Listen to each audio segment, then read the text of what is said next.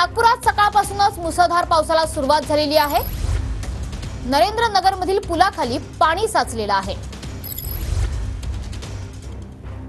सध्या ही नागपूरमधली दृश्य आपण बघतोय। नरेंद्रनगर पुलाखाली पाणी साचले आणि अक्षरशः एक ट्रक या पाण्यामध्ये अडकून पडलेला आहे। नागपूरमध्ये सकाळपासूनच मुसळधार पावसाला सुरुवात झाली आहे, त्याच्यामुळे या ठिकाणची वाहतूक ही सुद्धा वळवण्यात आली आहे। आपले प्रतिनिधी गजानन उमाटे सध्या आपल्या सोबत जोडले गेले। गजानन, नेमकी काय परिस्थिती आहे नागपूरमध्ये?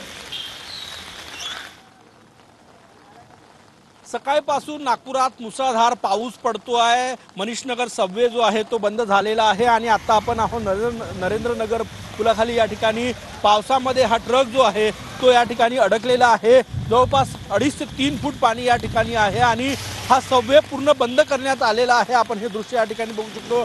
ट्रकमध्ये काही कर्मचारी जे आहेत ते या ठिकाणी आपल्याला दिसत आहेत। हे दृश्य आहे नागपुरातील नरेंद्रनगर परिसरातले आणि नागपुरातल्या बऱ्याच भागामध्ये सखल भागामध्ये पाणी साचलेलं आहे आणि सबवे बंद करण्यात आलेले आहे। हा दुसरा सबवे आहे मनीषनगर सबवेनंतर जिथे वाहतूक पूर्णपणे बंद करण्यात आलेली आहे आणि इतर मार्गाने डायव्हर्ट करण्यात आले। हा ट्रक अजूनही आपण बघू शकतो जवळपास 1 ते 1.5 तास झाला हा ट्रक या ठिकाणी पावसात अडकलेला आहे आणि अजूनही परिस्थिती अशीच आहे, कारण की पाऊस जो आहे तो मुसळधार पाऊस अजूनही पडतोय। हवामान विभागानं पावसाचा अंदाज जो आहे तो या ठिकाणी वर्तवलेला आहे। त्यामुळे हा ट्रक जो आहे तो या ठिकाणी कधी निघणार आणि कधी काढला जाणार हा सगळ्यात मोठा प्रश्न आहे। आपण हे दृश्य या ठिकाणी बघू शकतो। तुमचा ट्रक आहे ना? किती वाजता फसला काय सांगणार?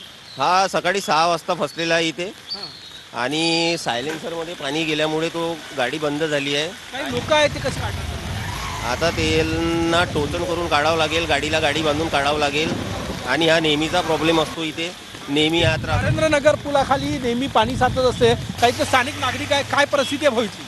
सार्वजनिक बांधकाम विभागाला आताच 14 कोटीचं टेंडर पास झालेलं आहे। तुम्ही काम पाहू शकता। काय परिस्थिती आहे परिसरात? आता परिसरात म्हणजे सगळीकडे पाणी आहे। बाजूला प्रियंकावाडी झोपडपट्टी असला एरिया, त्या एरियात सुद्धा पाणी गेलेलं आहे। लोकांच्या घरोघरी पाणी चाललेलं आहे।